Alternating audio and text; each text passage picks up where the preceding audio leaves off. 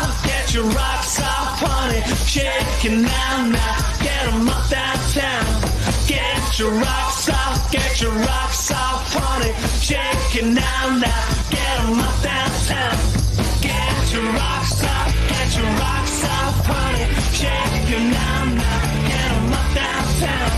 Get your rocks off, get your rocks off.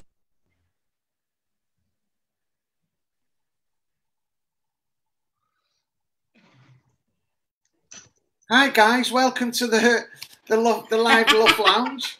New technical difficulties yet again. You'd think we'd have nailed that because we're like 14, 15 weeks in now, aren't we? Yeah, but we have been told we are interesting, unpredictable and authentic. So we're not going to pretend to not get it wrong sometimes. Welcome to our living room and everybody else's. It's a pleasure to be able to come live and direct into your homes and speak to you. My name's Pete Yarwood and I am so blessed to be sat next to the force of nature who is Emma Daggers. And we've got, as ever, we've got a top lineup of people who are awesome in their own right, but what they've said is they'll give up a couple of hours of their time to shine a little bit of hope into people's world. That's our value this week. That's the theme, hope. And I know when I was trapped in a world of pain and misery, one of the things that one of the questions I kept asking was if it's possible to change, you know, if it's possible to climb out of this shithole of a life I've found myself in, where are the other people that have done it? I'm only hearing about them. I'm not seeing them. Where are they? You know, and I wanted to come into contact with people who had began that journey of triumph over adversity. And, you know, the minute I did, the minute I was introduced to them, things started to change for me. The way I viewed the world started to change. Some of them deeply held thinking distortions that you know, was rigid in my mind began to crumble away because I realised that I was telling myself some big weighty lies and I was believing them. And I think the important thing for everybody out there that doesn't know who we are the Lancashire User Forum, and before lockdown we used to hold a forum for the service user, for the drug using community, the family members, professionals, commissioners, on a level playing field. It wasn't one size fitted all. It was about unity. And when we hit lockdown, we came out sprinting. I think we're more into the marathon now. And we've had so many beautiful people on the show. It's gone beyond Lancashire because it's been able to because of this digital platform, so that if there is anyone suffering out there tonight, you're not on your own. There's many people in this room, been there, done it, and they're a little bit further on. No one's better than anybody else. Some of us are just a little bit further on, but tonight we've all got the same time in, and that's just for today. So I think we should do a round robin of introductions because we've got a lot of people in tonight and a lot of depth and weight to get through. And I just can't wait to hear everybody. And, do you know, I just want to reassure you that Emma doesn't bite, so you can smile. I know she's got a fearsome reputation, but she does not bite. Honest, she's a big softie. I'd just like anyone who's watching to clarify that I am not fierce. Or I can be if I'm dealing hope as a hope dealer, giving the hope shot. Yeah. Thanks, Dave. Thanks. Oh, wait a minute. God damn. Kick it off. Wait a minute. I have some breaking news. A little birdie tells me that it's our very own Dominic Dakin's 10-year anniversary tonight. Wow. Today. Yes, Dom. You know it works. Well done, brother. No. Honestly, you are. Do you know what, Dom? I'd just like to say, if I don't get it in during the course of the show, I do want to say I know for a fact you are a beacon of light to many of the guys I've come across in the last 7 years. and that's in and out of the rooms. You know, you are an inspiration. You've shared the message consistently for years up and down the country. I take my hat off to you. We love you and are so honoured to have you in the house tonight. Yeah, and thank you with your gifts. You know, thank you for sharing such a memorable day with us. Even memorable now. Appreciate. Memorable-er? Is that even a word? No. I'm sticking your paper. Okay, let's have a quick round of introductions. Yeah, who've we got in the house? Who's tonight? Let's go from the not so sinister minister. You're yes. right. Okay, so I'm Mick Fleming, Pastor Mick, in recovery, and I'm here today to talk about how anger blinds us and keeps us away from hope. Anger blinds because it keeps us away from hope. So it's one to watch for. Lovely, one to hang around for. And just before we move on to Dave and Dom, if you don't know them, you will do shortly. There's a lot of people linking on, a lot of people saying hi, so I can't flick through you all, but hi to everyone that is with us so far. We love you. Stay with us. Comment in the boxes, like and share. Dave and Dom. Hello, I'm David. I'm David Dakin. I'm person in long-term recovery. You know, and I'm really happy to be on the show tonight, especially big up to Dominic. I'll pass it on to him. Thanks, David. I'm Dominic Dakin, and we've been, our journeys have involved the LUF boat, the LUF stock, and you know, when I was a nipper, Warrington used to be in South Lancashire, so we are the South Lancashire representative of the LUF. Yes, yes. Good. Yes. Yeah. Thank you, guys. It's awesome to have you. We've got our very own Lindsay Jackson in the house, live and direct. Good evening. Lancaster. I'm, do you want me to say who I am? Apart from Lindsay Jackson? I am a Red Rose volunteer, as well as on the LUF committee now. That's it, I think. I'll do an open apology here to Mr. Stephen Hurst, whose head I have been pecking for months to get on here. So a shout out to Steve. I'll finally stop chasing him around the car park. And I know from the comments already, there's hundreds of Littledale lovelies. Oh, Littledale lovelies. So shout out to the Littledale lovelies who've tuned in and hopefully are liking and sharing as we speak. Yeah, like and share, Littledalers. Lovely. I'm so glad you're in our house tonight, chilling out with us. Okay, Steve, welcome. Welcome, Emma. Hi guys, I'm Stephen. I work at Littledale Hall Therapeutic Community. I'm in recovery myself. I have been for the past 10 years. My journey took me from going through Littledale, completing the programme, to fast forward 5 years to end up working there. So thanks for having us on, Emma, Peter. Glad to come on, really, just talk about recovery, to be honest. Yeah. Awesome, Steve. I know you've got some treats in store for us. And just moving on to Mo and the crew. Mo, hi, lovely to have you here. Thank you for having me. It's an absolute privilege. What gets me is that it's taken 15 weeks for you to get me on here. So I'm going to hold that against you, but thank you for having me here today. It's my daughter's birthday today as well. I said I'm going to put that on pause. We're going to come here. We're going to do the live LUF because LUF has a very special place in my heart. And I'll tell you why. I started my CGL role as a volunteer peer mentor and service user involvement coordinator 2 years ago, back in June. And the very first event that I went to on my first week was the LUF in Rottenstall. And I was at that stage, you know, when you're starting a new role and it's a new position and you don't know anybody and you think to yourself, did I make the right choice? Did I make the right choice coming to this place? What am I doing here? And actually coming to that LUF and listening to all the amazing and wonderful stories that people shared, at least it cemented it in my heart and in my mind to say, I've made the right choice. I want to be here. I want to spend however long it takes to be here in this environment to try and see whatever support that I can provide and whatever I can learn from the amazing people that are here today. So I'd like to thank LUF for that, to allow me to do that. And 2 years on, I'm still at CGL. So thank you, guys. Brilliant. Yeah, and making a mark as well, Mo. Well, that's all thanks to the guys that are going to be speaking later on. That's I'm going to let them introduce themselves, but my crew that's here today, I won't be anything without them. So I'll let them introduce when you get to them. Can I just ask what your daughter's called? She's called Noor Iman. So she's got a double-barreled first name, just in case she doesn't like one of the names. She can pick which one she wants if she goes up.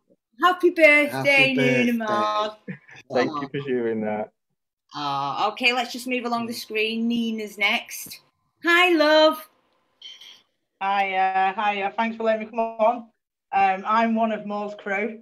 I'm a service user rep based in Inspiring Accrington. So I've come today to tell you what I do, what a service user rep does, what we can do for our service users, and how we can get things changed by them passing their opinions on to me and through yourselves as well. So that's me. Oh, beautiful to have you on. Beautiful lady. And just for the viewers out there, if anyone is interested in becoming a service user rep or getting involved, please get in touch, because there's north and central opportunities as well as the east. So let's move along to Johnny. Hi, Johnny. Hello, everybody. I'm Johnny. Been clean and dry after a relapse for 5 months, and under Moo's expert guidance, I've just completed the peer mentor training. And I'm here tonight because Mo said that he would fail me if I didn't turn up. Thanks, Mo. Oh, thanks. It's great to see everybody. You're welcome. Thanks for coming along. Absolutely. Next on the screen. So we've got, let's say Craig. Hi, Craig. Welcome, Craig. Thanks. I've also just completed peer mentor course with Mo and Johnny. I'm about 10 weeks sober now, so I'm quite early in. But obviously I'm trying to do as much as I can for my recovery, so thanks for having me today. Thanks for coming on. You're welcome. Oh, I can't wait to hear what you're all up to. Okay, so that's the screenshot. We've got like 11 people on tonight. And I just want to encourage the viewers to hit the like button and share it, because what we do every week is we go through the people who've liked and shared the post, and we put them in a competition, and Glenn, who's going to introduce himself next, will tell us about that. Yeah. So over to you, Glenn. Hi everyone. So I'm Glenn. I work for Red Rose Recovery, and I'm an advocate of the Lancashire User Forum. So the prize giveaway, which we've called and named the Wheel of Fortune. But to enter that competition, you have to like and share, not one or the other, both, to enter it. And then every Saturday, we'll do a live draw, and the name will get picked out, and we'll show the last week's winner this week. Just keep liking and sharing. And I want to shout out Michael Amos, Mick Amos. Michael Amos, hi, what darling. What a force for good. He when I'm just gonna. Oh, I don't want to. Yeah. Maybe they've got history. They've got history. But at a very critical time in my life, Mick did the right thing by me, and I could tell he was questioning, what would be the right thing to do, and I love him for that. He helped me get through a really tough time in my life in prison. So shout out to Mick. Shout out Mick Amos, man. And nice to see you watching, Richard Bollins. Nice to see you in the house. Diane Seville. Diane's a force for good, isn't she, in the community? I just have to say, what was it you called me before? What did I call you? Yeah, if you can help out, crew, just like jump in. What was it you said? I know sometimes Emma can be, what was it? Fierce. Right, so Diane's actually saying, Emma, you're not. It's passion. Yeah, I know, I hear you, sister. I totally hear you. Like and share this post, Diane. And Okay, let's have some tuning, shall we? I was only trying to get the guests to smile. Oh, yeah, smile, guys. Smile. Have some fun. It's quite nervous, isn't it? You know, it's this is a space where we want people to drop in and go, oh, what's that about? Yeah. And hang around. Even if they hang around for a few minutes, it might be a few minutes that has a profound effect on their life. And what we know is two things. If we make that space really warm and inviting and welcoming, that people are more likely to want to be a part of it. Yeah. And secondly, if we create a space that's free from judgment, free from stigma, that doesn't mean to say we can't, you know, have honest conversations with each other and hold each other to account against our values. But if we can keep it free from stigma and judgment, what we know is our stories are really powerful, and they can have a transformational effect. And I just want to take this opportunity now and get it all in at the beginning to say to any professionals watching, anyone out there who's got access to... Does that include me? Yes. Because I'm a professional. We're all professionals, aren't we, in our own right? Experts by experience. So I do want to put it out there, big shout out to the Foxton Centre and to all people who are housing the homeless in the hotels at the minute. If you've got access, I'm trying to get hold of some iPads, cheap iPads, so some of the homeless guys can access the Zoom room groups that we've got going on online. If there are any staff out there that have access to a phone, to a tablet, to a laptop, just put an extra hour and a half in to show this show to everybody, you know, to show this to the entrenched users that haven't got phones, that haven't got access to Zoom, because the messages, a lot of messages I land off for our guys still out there who can't even get a day in. So that's the whole shot, and that's the shout out that I'd be shouting out tonight as staff members. It's a duty of care, I think, to do that in these times. There is for me anyway. Yeah. Okay. Let's just get in. I'm dying to get the boys into plays as the tunes. You know, I remember they come around camp one year and rocked it round the campfire. They just created a vibe that you know, it was palpable. You could feel it. And I've never forgot the song as well. There was two, weren't there? It was all about me, and I just loved that song. It's all about me, and I just thought, it still is. I thought, oh, he's singing it about me. Does he know? He knows, doesn't he? And it was like, you know. So give us a tune, guys. Put them on loud on speaker. You're going to come on speaker. There you go. Take it away, Dave Dom. Okay, guys. Thanks for having us on here, you know, really, really grateful, yeah. And anyone, we're going to sing a song called The Newcomer, and this was actually written about my experience of coming into recovery. So, you know, I know people identify with it. It doesn't matter what the reason was that got you into recovery. It doesn't matter what substance it is. Doesn't matter how much you took, where you got it from. It doesn't matter, because when we come into recovery, we all jump in the same boat and we all try and get through one day at a time without having anything. You know, our history is we're not invisible in our own area, because everyone knew us for being using addicts. You know, so we're actually made up that they know we're in recovery. But that doesn't mean everyone has to do that. But that's definitely what we do. You know, we're really visible. We love recovery. It's been the best thing that ever happened to me. As has already been mentioned, you know, I celebrate 10 years clean today. And I've had the most amazing journey. I thought my life was over, but I didn't realise it was just beginning. You hear me? So if anyone's out there struggling, I wish I could just get you on my shoulder and run you through the first 3 months. Because if you can just hang on and just get through that first 3 months, you know, things start getting easier. You know, you'll start finding your feet, and, you know, hopefully, you know, you'll stick around, because if you stick around, it'll be the best move you've ever made. Yeah. David, you all right? Yeah, I'm ready to go. Okay, so this is called The Newcomer. I hope some of you identify with it. I know some of you might have heard it before.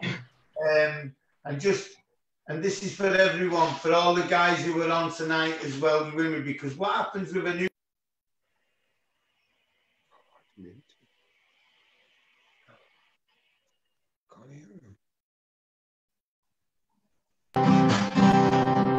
Never understand why everyone was smiling.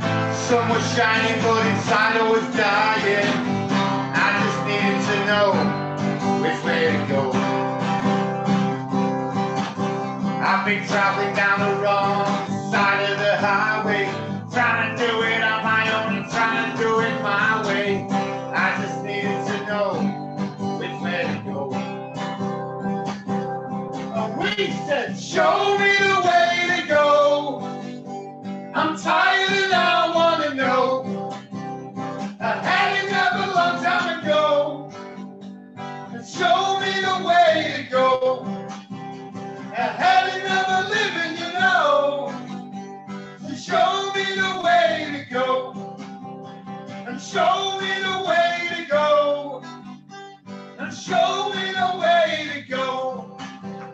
I ended up begging, borrowing, stealing, till I found myself in a low feeling. Where I heard what I needed to know.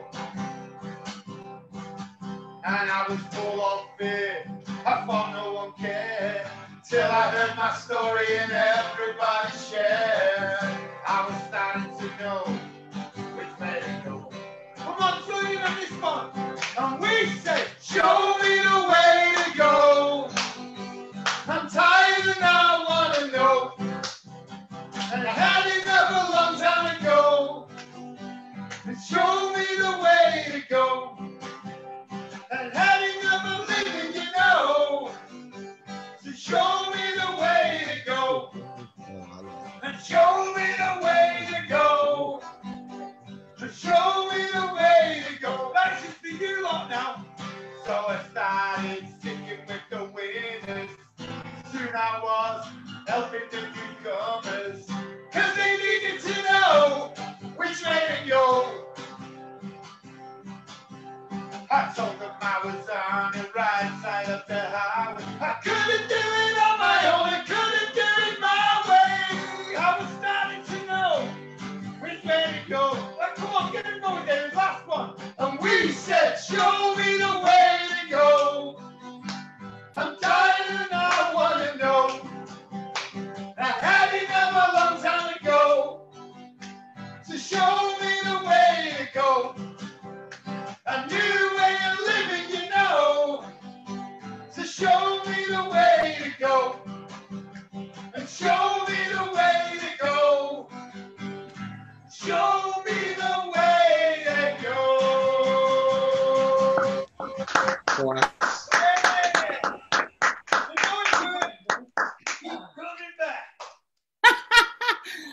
That's exactly where we wanted you on here.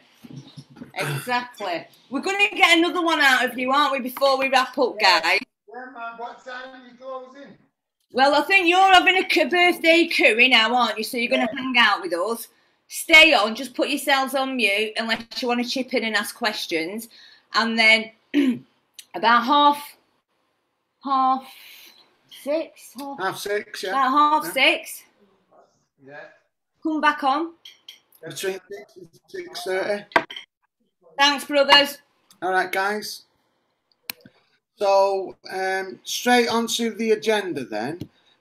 We've got Mo and his crew who are going to share a little bit about what they're up to. So, who have been doing some great stuff online as well, which I think for this digital platform, I think you've really embraced getting an opportunity for the service user voice who is on the digital platform. So, Mo, I'm going to hand the floor over to you and your guys.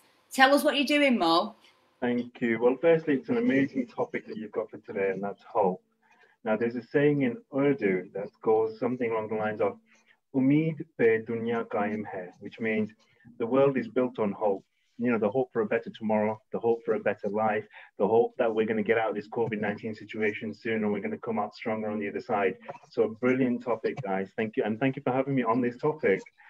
With regards to what we've been doing, So my role at CGL Inspire is the volunteer, peer mentor, and service user involvement coordinator. So when we first went into lockdown, I mean, my role is pretty much face-to-face with everybody, face-to-face interviews, face-to-face training, group sessions, one-to-ones. And we almost went into a bit of a shock to think, what are we going to do? What am I going to do? What are my volunteers going to do? And it took us a few days to work it out, but pretty much straight away, every single person that you can see on this screen with regards to the volunteers and what they've been doing, they embraced the digital platform. They came with various different backgrounds, some with absolutely no experience online whatsoever, to some people who had better experience who then shared that. And, you know, we've managed to do a number of different things, including keep up with our service user involvement, service user feedback. We've kept up with, so for the very first time, CGL has offered the online, so peer mentor course online, and we completed a 10-week course in 5 weeks. That's how good the digital platform was, and that's how amazing the peer mentor learners were on the actual sessions. On top of that, we've still kept the volunteering going. We had to, again, work out what we're going to do and how we're going to do it, but we managed it. So what I'll do is I'll introduce you to the learners first, so they can speak about their experience and let other people know as well that if they aren't, you know, interested in the training side of things or volunteering side of things, they can still get involved on the digital platform. So I'll hand over to Craig first, and he'll speak a bit about his experience and the reasons why he's doing the peer mentoring session. Craig, I'll hand over to you, mate. Thank you. Cheers, Mo. Hello again. Yeah, I came out of detox on 14th of April and started the course in May.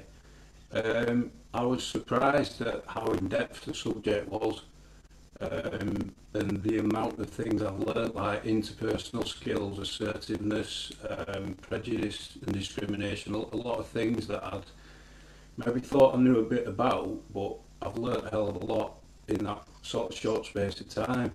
And as well as learning, you know, for hopefully quite soon how to help other people, I've also reinforced my own recovery by doing it. And I think the connections I've made with Mo and the other people on the course are going to be really strong. So I'm looking forward to actually meeting people in person, because I only know people's head and shoulders so far. I've done basically the detox and all my recovery so far online, so but I think it's worked really well on Zoom. It's gone very smoothly. We did an extra session on stress management, which was run by Nina, Dave and Jackie, and between the three of them they worked really well over Zoom. So I think getting over that barrier of not doing it in person has worked really well. So thanks to Mo for running the course, and thank you to, you know, everybody else who was on the course, because it's helped my recovery so far, and I hope I can now give something back. Thank you for sharing that, Craig. No, absolutely. It's been a pleasure having you on the actual course. I know you started off a little bit uneasy, a little bit, what's this going to be about? How am I going to manage this online? But you've come, you know, you did fantastic across the 10 weeks that we've been doing that. And I'm looking forward to you contributing further and definitely giving back. And there's so much that people can learn from you and the others that are involved. So thank you for that, Craig. I'll come to Johnny. Johnny was also on the peer mentor course, and he'll speak about his experiences. Thanks, Johnny.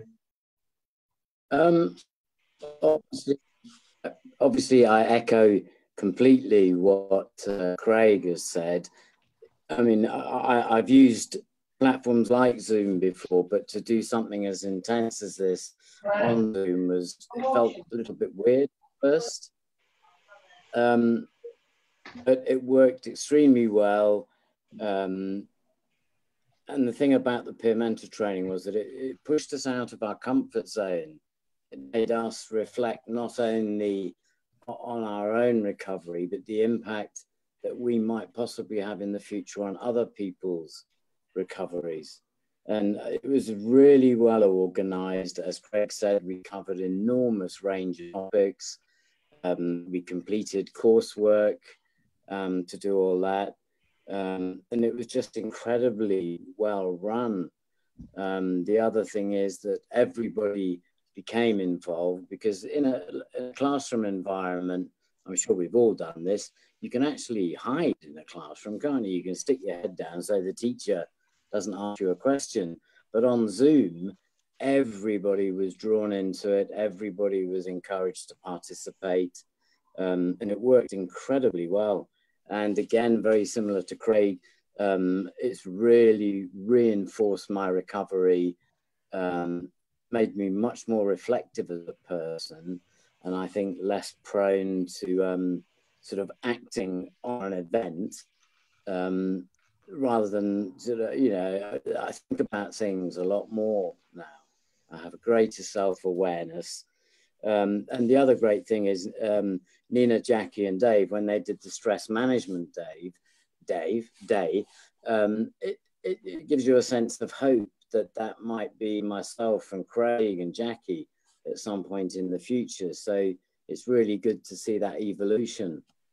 I mean, I'm not trying to flatter Mo too much for a better grade, but it's been absolutely fantastic from start to finish. I've really enjoyed it. It's kept me going. So thank you, Mo. Thank you, Johnny. Thank you for all the kind words as well. Now, there's one thing that I want to share. There were some concerns about going into a digital platform, not knowing what it's going to be like, how we're going to manage to do some of the activities, how we're going to manage a big group of people on there. But something to share. Having this digital platform, for the first time in 2 years, the peer mentor course completed with 100% attendance from everybody and 100% completion rate. So compared to previous years when we've been in a classroom, when we've had opportunities face-to-face, by the time we get to the end of the peer mentor training, we lose about 50% of the people, and that's the reality. But so going forward, we've put in practice, or at least we're going to put in practice, elements like the digital side of it, that yes, we can have classroom, but we'll also have the digital option available as well. And you guys, Craig and Johnny, proved that it can absolutely work. So thank you to you both. I'll bring Nina into the conversation now.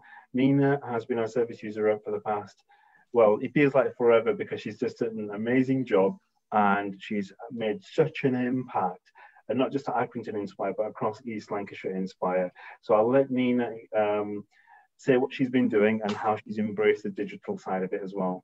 Nina, thank you. Thanks, Mo. I don't even know where to start, to be honest. I've been volunteering for more as a service user rep for about 7 months.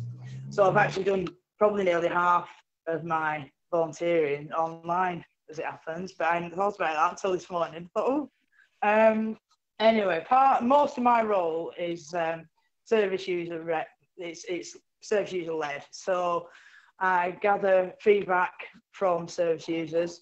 We do that in a number of ways. So we have the feedback forms, which are in reception, and they're actually online on our Facebook page, that service users fill in.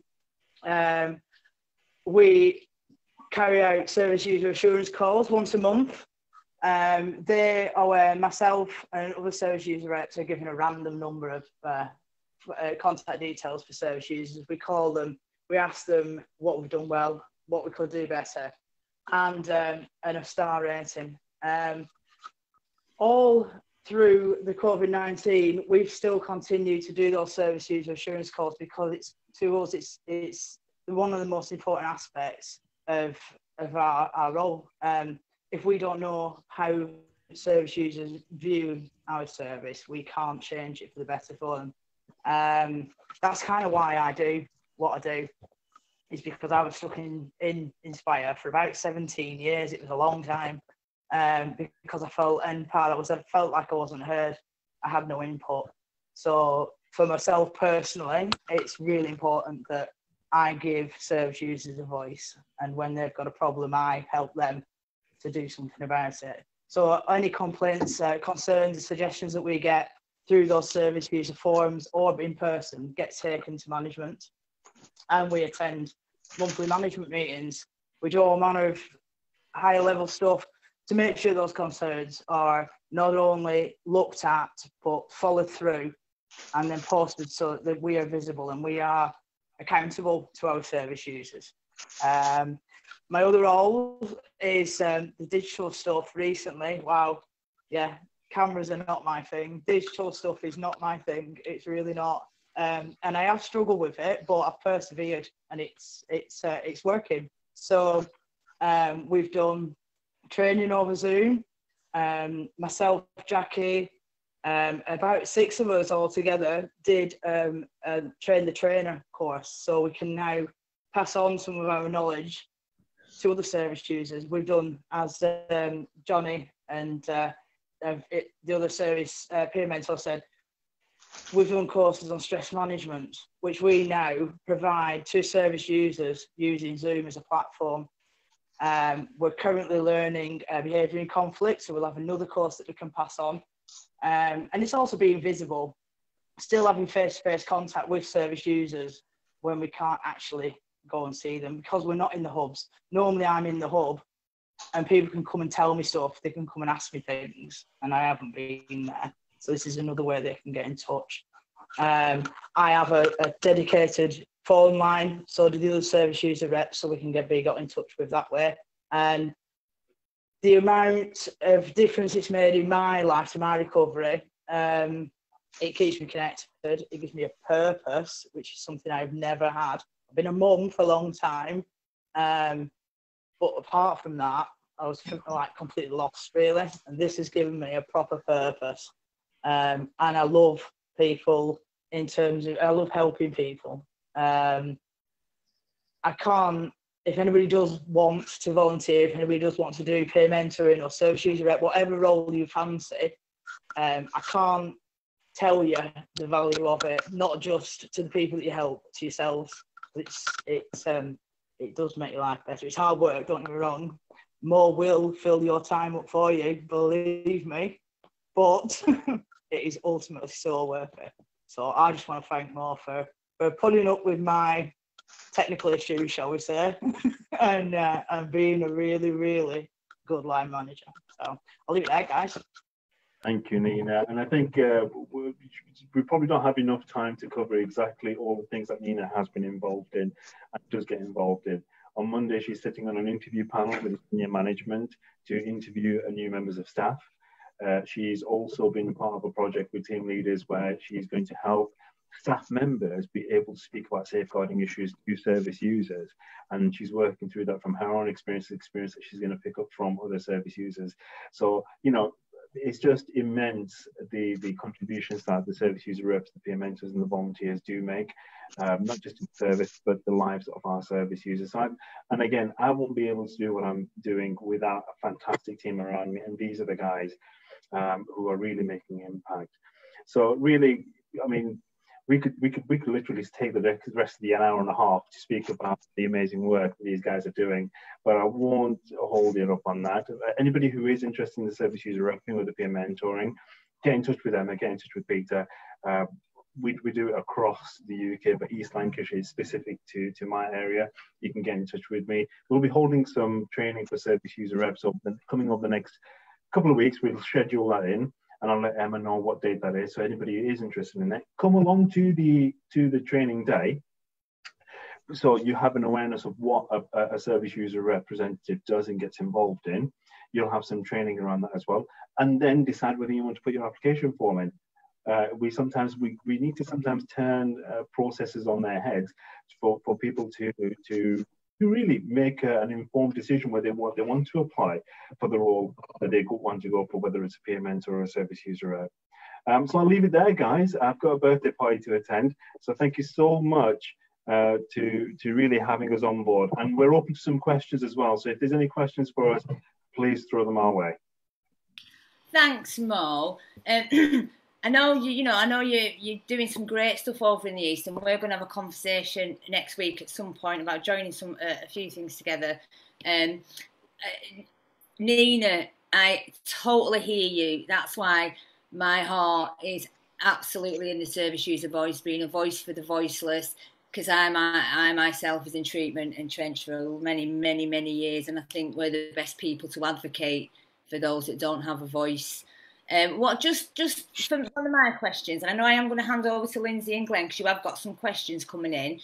What has been the best thing about the digital platform for you through COVID? For me, yeah. I've been able to be more flexible. So because I don't live in Accrington, it takes me a while to get to Accrington on a bus. So I can get more done in a day. I can do service user calls, and I can do a course, and then I can do my meetings at night as well. I can get it all done in and still sort the kids out, all that kind of thing. So it means I'm actually kind of more efficient. And I know for our service users, a lot have found it easier because it's less stressful. They don't want to go into a room. They're in their own environment, so their anxiety is less and stuff. And it's down to childcare and stuff. So a lot of people have found this really helpful. But I like it. I think it'd be good at some point as well if we could link up, you know, and you come on some of the, if we recruit some service user reps from North and Central, and you be an inspiration to them as well, especially the women. Yeah, absolutely. I'm up for that. Can I just say then, because I really identify with a lot of what you guys have just described, and I've experienced that myself firsthand with Inspire, I have to say. Yeah. But I'm just thinking, and this might be my own ignorance, does every provider value the service user voice like Inspire do as an organisation? And how can we celebrate more of the ones that do? Because to me, that's best practice. It makes sense in every, you know, it's not just logical. It makes sense in the business world. You know, it's the right thing to serve. You know, and it is, and I think hopefully moving forward out of COVID, maybe businesses might take on looking at their staff in the same way as we look on service users, because I see us, we're a service by definition, that's what we do. So if we're not providing a service that works for our service users, then we're not fit for purpose. We're not doing what we're supposed to be doing. So there has to be some intermediate where service users feel comfortable to come to somebody and say, you know, this is shit. Do you know what I mean? I want this changing. But saying that to your key worker, that takes bottle. Whereas coming to me, they find that a lot easier. Do you understand what I mean? So being that intermediary, I think, is key, because I'm quite happy to go and tell management what service users need. Whereas they might not feel comfortable because they're still reliant on the service. I'm not. Well, can we shout out then? Can we put, you know, the opportunity out to other providers if they want to get brave? Absolutely. And say this is how we mobilise and organise our service users and integrate them into the design, delivery, implementation, at every level of the service, and I mean specific to like mental health, substance misuse. There's more than one organisation out there, I think there's lots, and I just think, you know, you guys, if you're watching, you can have some of this time and space to tell other organisations and other people, share that best practice if you're doing it. I just want to come in here and say, I mean, the buy-in needs to be there from everybody from the service user rep, all the way to the service manager. I think a shout out is due here that everybody that I work with in East Lancashire, from service manager to deputy service manager to team leaders, they live the key principles, and that is to ensure that service users are at the heart of everything that we do. Everything that is spoken about with regards to the design and delivery side of things, the first point of contact is, let's get Mohammed to speak to the service user reps, you get to speak to the service users. And it's usually that chain. And then it goes straight back up again, the messages. So definitely, if anybody wants to, any other organisation out there, speak to the likes of Rachel Taylor, who's a service manager at East Lancashire Inspire. Speak about how she is involved with the service user involvement stuff. Nina has direct contact with Rachel Taylor. Rachel Taylor was interviewed by our service user reps last week, which went out on Facebook, and she spoke about her commitment to service user involvement. Nina and Dave came on Facebook Live yesterday, and they will be doing it on a monthly basis to feedback exactly what the service managers have been saying and how they've been responding. So definitely the buy-in needs to be there, and you're absolutely right, Peter. Come and speak to us. Come and speak to us at East Lancashire. Our doors are open. Come and speak to our peer mentors, our service user reps, and our service managers. We'll give you that time. If you are passionate about your service users and about making a difference in their lives, then come and speak with us. I think the reps and the mentors and the volunteers and the service user voice teams as well.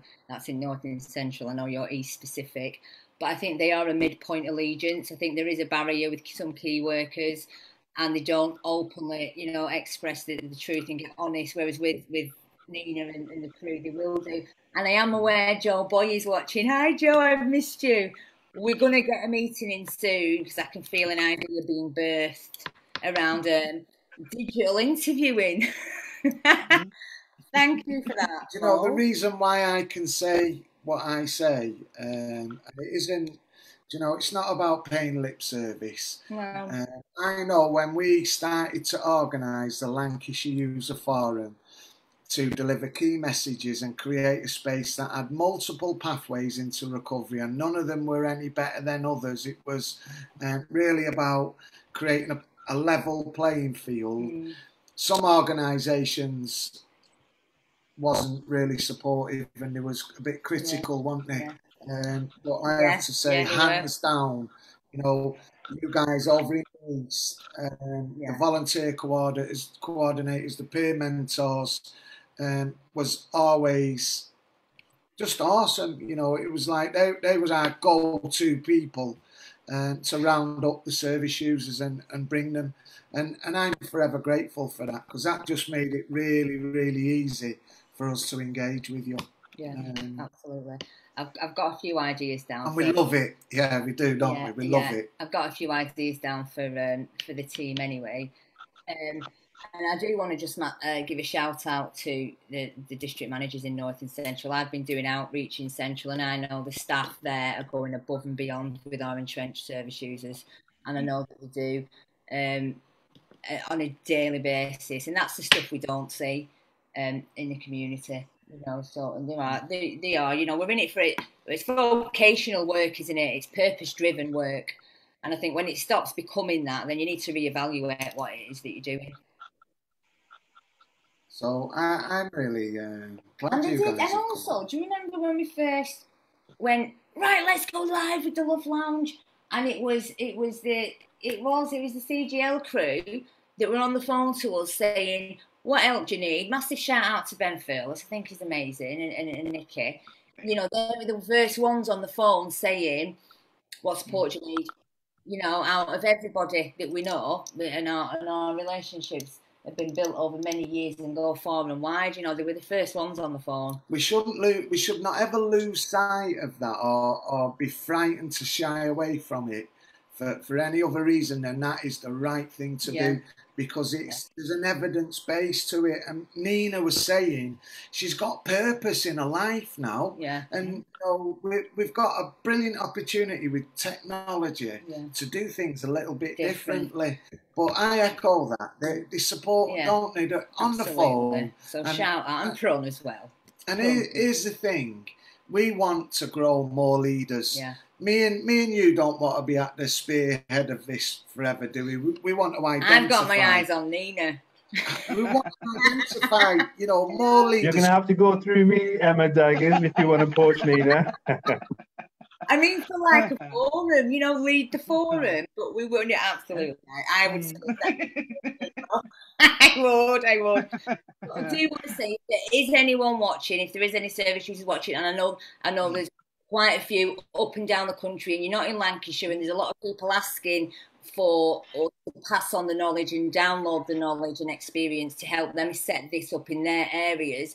But if there is any service users watching, yes, you that are in North and Central and the East, please get in touch. Comment in the comments box. You are welcome. We want you on board. Because, we get supported by, you know, not all organisations are like yours, Mo, and some of them are too busy, or there's other reasons. But I suppose what I'm trying to articulate, when we get supported by your senior team, your managers, your people who've got access to resources, when they support us, they effectively teach us how to support other people, and they teach us by, you know,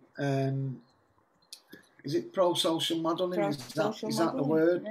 Yeah. But it really is coming to life on a bigger level, yeah. Because I remember when you got introduced to the space, you had some crazy ideas, like you could do it better than me. I mean, you really was. I actually your thinking said was that. Pretty mashed up on it. No, but love that. I mean, what I meant was I just bring a little bit of something different, and together it works well. But I did actually think I want to do that, and I can do it better.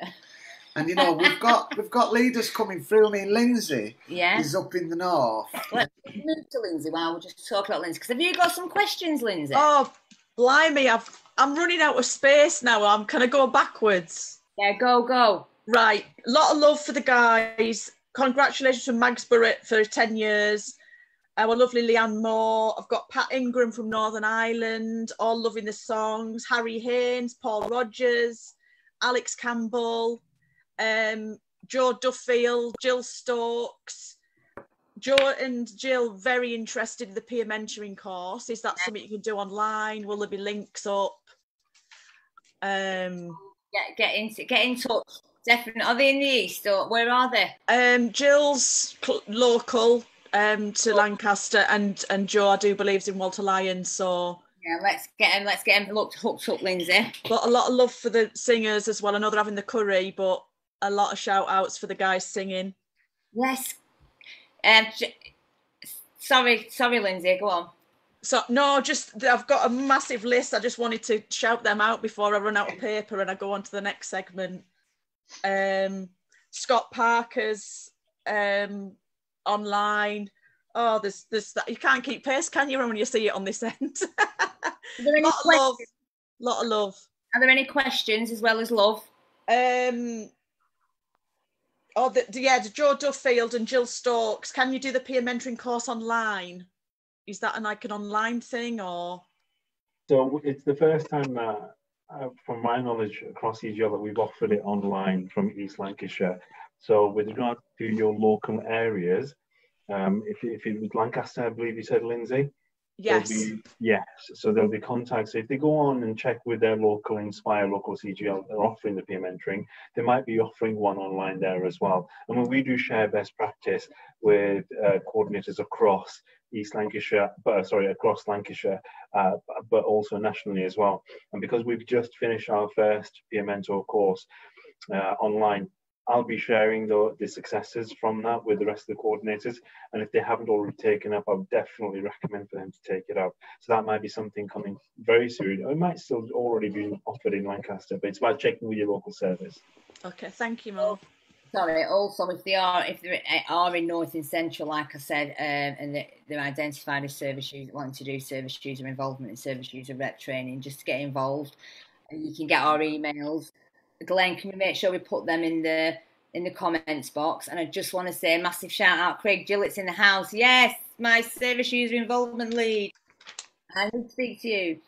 Claire Johansson, hi darling. Diane Seville's joined. I've just got another stream going. So Craig Gillett is saying, hi Craig, I wanted to know that about mentoring as well. Well, listen, Craig, I've got loads of stuff you can get involved with. We just need to sign you up and get you on the training that I'm talking to Mo about. So the synergy is great, and the speaker boot camp. Yes, you can do that. You're running a live Zoom. You're also running a live room, stream, yeah. And I'm scanning some of the questions on here, and I just think it's brilliant. But it's a really important topic. It's about service user involvement. So while we've got an opportunity to reach out and grab a hold and pull in.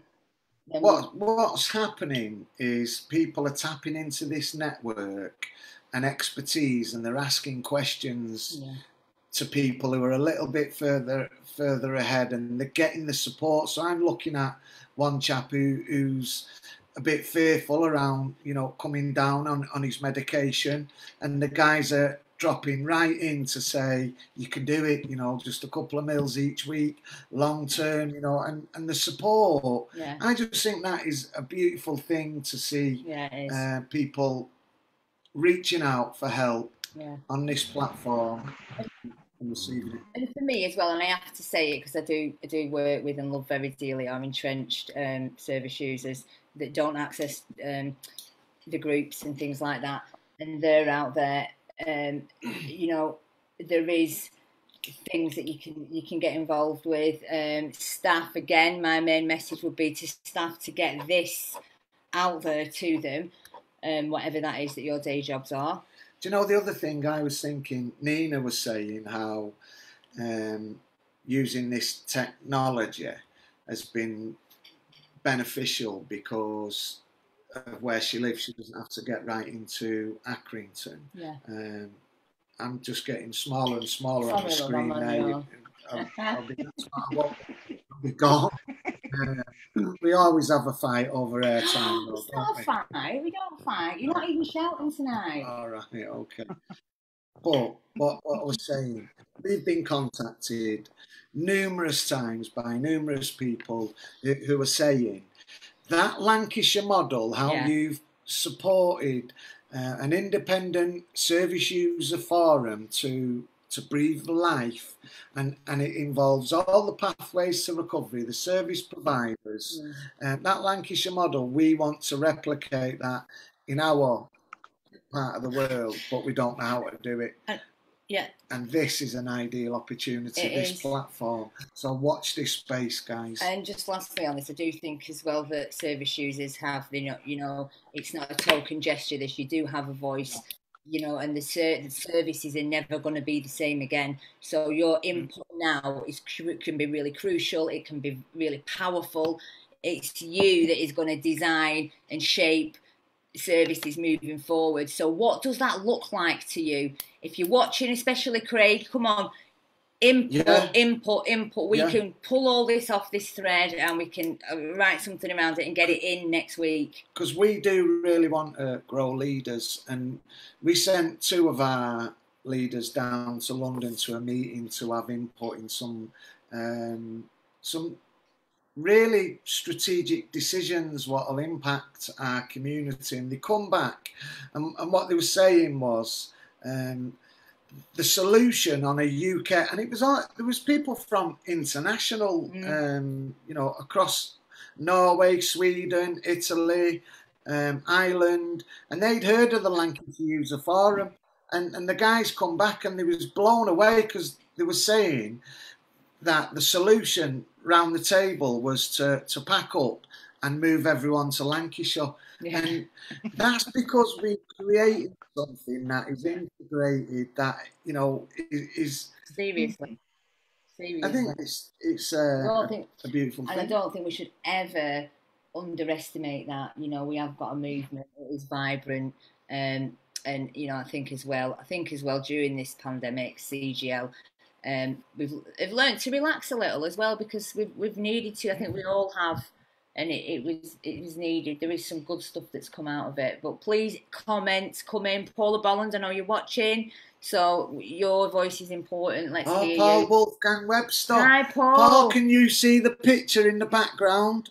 Yes. Of the northern picture, Paul Wolfgang Webster. Nice to see you in the top house. Photographer. Yeah. That guy is. So shout out to you, Wolfie. So thanks Mo et al. For coming in. It's been an absolute honour. I'm so glad I've seen your faces. I hope to see more of you and come over and pinch some of your ideas as well, and maybe we can create something together to join a few things up. I mean, that'd be great for me.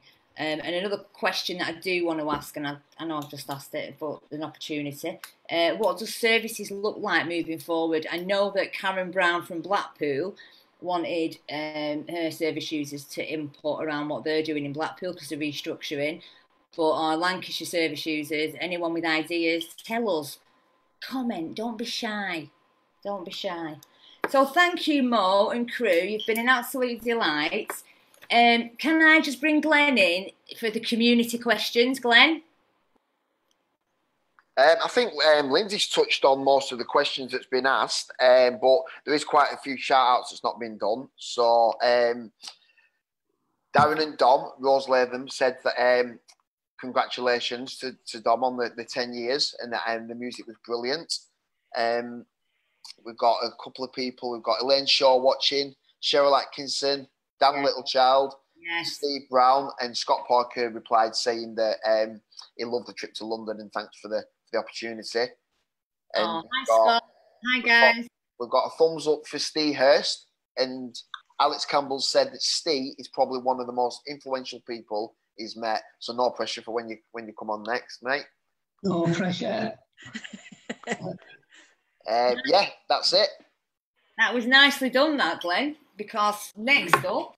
Well, before we do that, I just want to say, Rose, we're coming for you. We want you to tell us what you're doing. Yeah. We know a little bit about it, but we want you to tell us on air so everyone can be inspired by the work that you guys are doing. Absolutely. Just before you move on, so the answer to your question, Joe Duffield, is contact your local Inspire to do the peer mentoring course. So contact your local Inspires. Okay. This guy is a force for good, isn't he? And I know I don't use that word lightly, but he has. He just had a conversation with you last week, and you come off the phone fired up, didn't you? Yeah. On fire. So over to you to introduce the next speaker.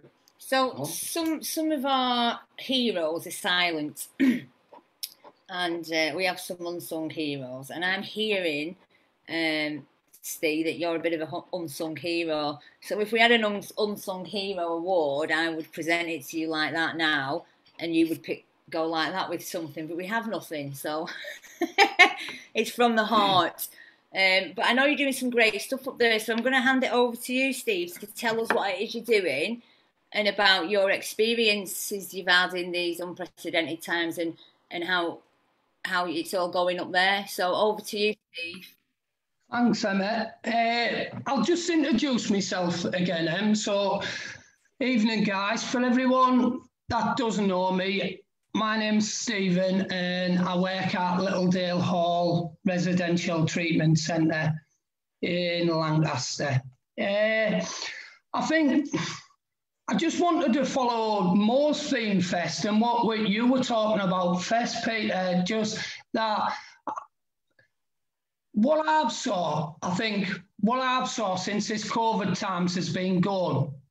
I saw, to say it's been stressful is an understatement, but from the recovery point of view and the addiction services and the recovery services, I saw part of the UK just obsess over toilet rolls and shopping, and then I saw the recovery communities just come together and find a different way of working.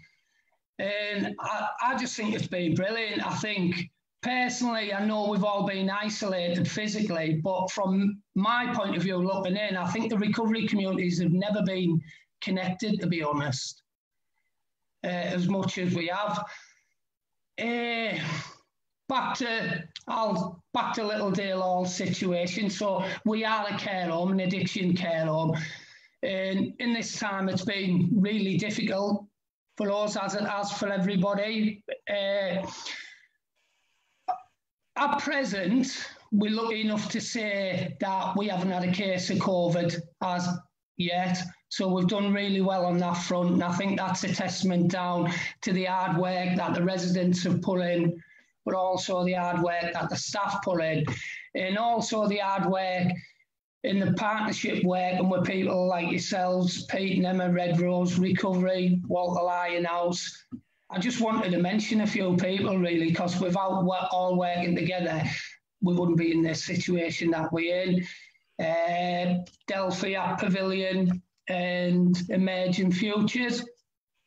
So, yeah, the past 3 months for us has been challenging. We've had to adapt our services like anyone else, and the residents have shown enormous amounts of resilience, to be honest.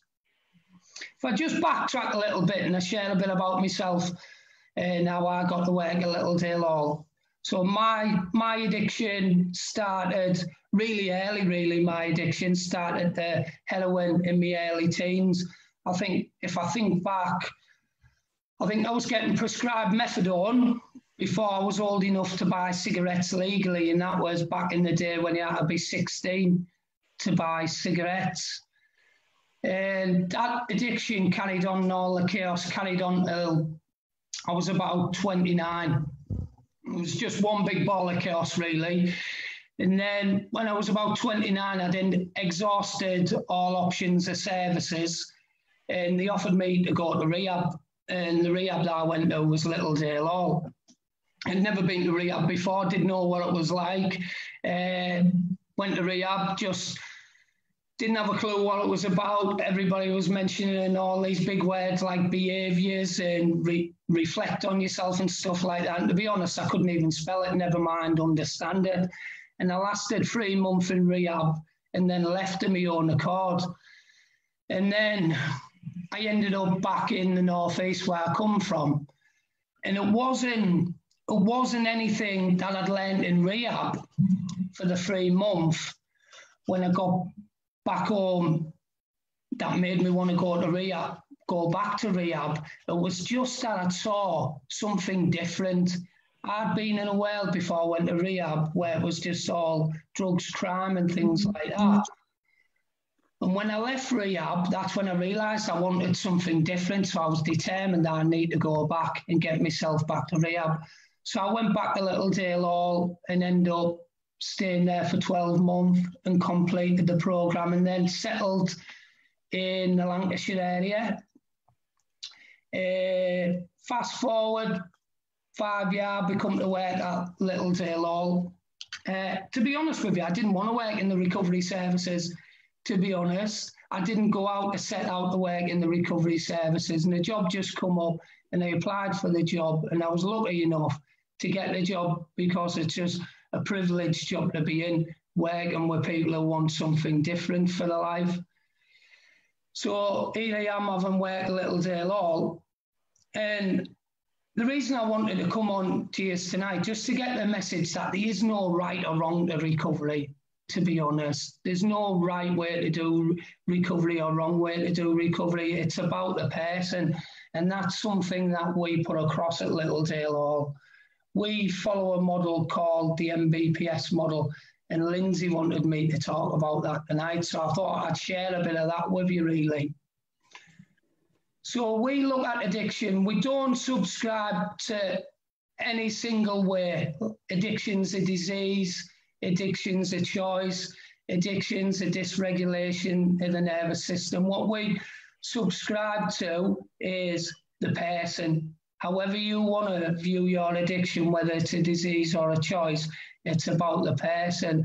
And where we stand with things, it's about giving that person as much information as possible about addiction and recovery, not standing there to profess to be the experts.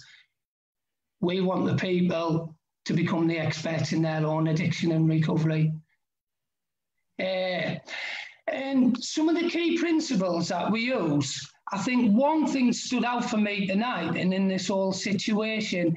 Has anybody ever heard of the Rat Park theory with Bruce Alexander? Have you heard of that, Pete?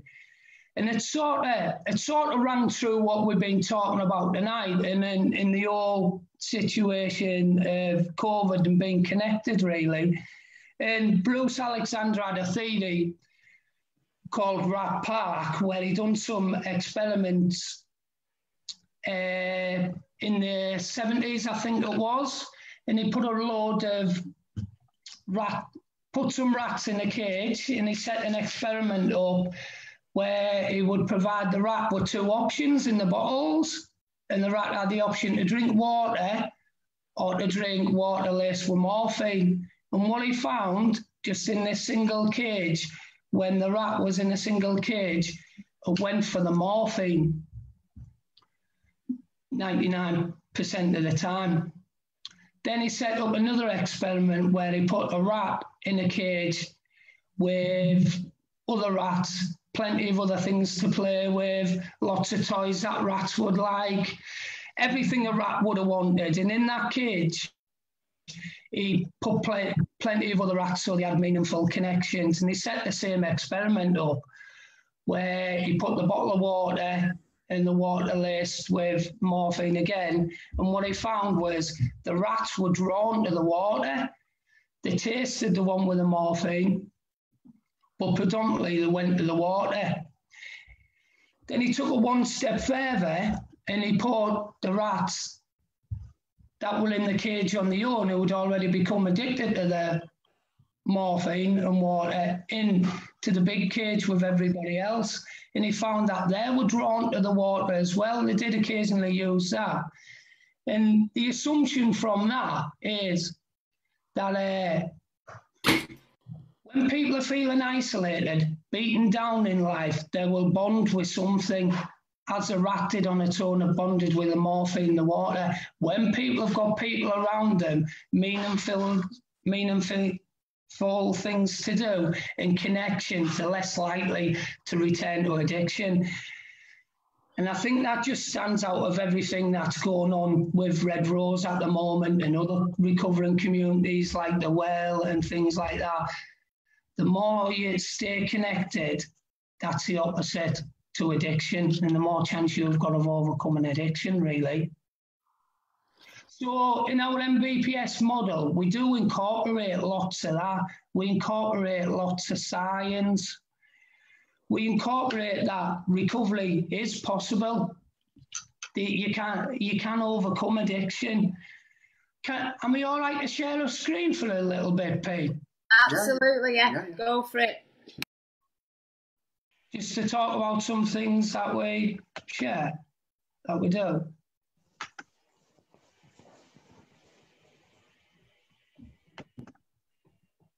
Yeah, so these are some of the principles that we look at, with looking at addiction and recovery. Like I mentioned, Rat Park. We do a lot around neuroplasticity, which neuroplasticity is the brain's ability to adapt and change. And what we talk about that is it is practice, practice, practice. The more you practice something, the more it becomes permanent.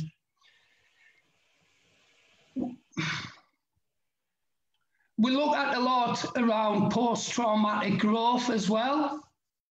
So quite often enough, accompanying addiction comes trauma.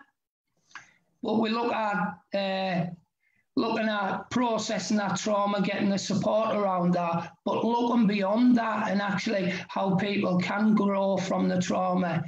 Everything we look at is all available on the internet, really. I think we're in no better position now, we're in the best position possible now to overcome addiction and maintain recovery, because there's that much out there, and there's that much information available out there on the internet and different research going around. We've never been in a better position to overcome addiction, really. How do I take that off, Em? Stop sharing at the bottom. All right. If you go at the top, there should be a red. There you go. Welcome back. Welcome back. So, yeah, I know I've only got 20 minutes, but we could spend about 2 hours talking about that. But I think the main message that I wanted to get out tonight is that recovery is possible. And I think to make it possible, we've got to continue to work together. I think we've got to continue to connect together, the service users connecting together and sharing all our knowledge and insight, really. Yeah, just on that as well, for me, it's, compartmentalising the service users in the recovering community. There are service users out there that are entrenched and that do need to see hope. You can lead a horse, but you can't make them drink, and some of them don't want to, and that's okay. That's okay. They'll need to be visible in their worlds as well as recovery. And that's what I wanted to touch on, Emma. Like, it wasn't nothing that I'd learned in treatment the first time that I went in treatment. It was just seeing something different. Seeing something different, seeing a different way of life led me back into treatment the second time, and that's when it happened. Because that's when you get the hope shot, isn't it? That's when you get the hope shot, by seeing it. Because I needed to see it. I needed to see it. And I do know, Steve, there's a lot of questions coming in for you. Yeah. So, Lindsay, and I know this would be a perfect moment to bring you in. God, I can't keep pace. Can I just say, Lindsay, before you do, Steve, maybe there's a conversation we can have after this around doing something like that online. Yeah, definitely. Yeah. So, Lindsay, over to you for questions, because I can see there's a lot. Well, I've got a big respect for Emma Leach and Donna Louise. Massive respect from Donna Louise, who saved a life. That's for myself as well. Steve was my key worker, poor man. Pat Ingrams, who I do believe is a relative. Anne Collins, Joe Duffield again. John Roberts, Dan Littlechild. I've got a big long message, so I've scrolled back from Brian Porter. Lockdown is imposing many things that people in treatment are taught to avoid, such as isolation and having little to occupy their time. What advice would you give those in early recovery who may be struggling with this restriction on implementing the things they have been taught? I think what we've been saying to our not just our residents, the people that we've got in aftercare, is just making your basic needs important at this time. So regular sleep, regular exercise where you can, and staying connected through things like this. Yeah. I just, thanks for that, Steve. I just want to come in there with an opportunity that I'm going to be doing in the next few weeks around, I know Lancaster's Inspire building is closed down.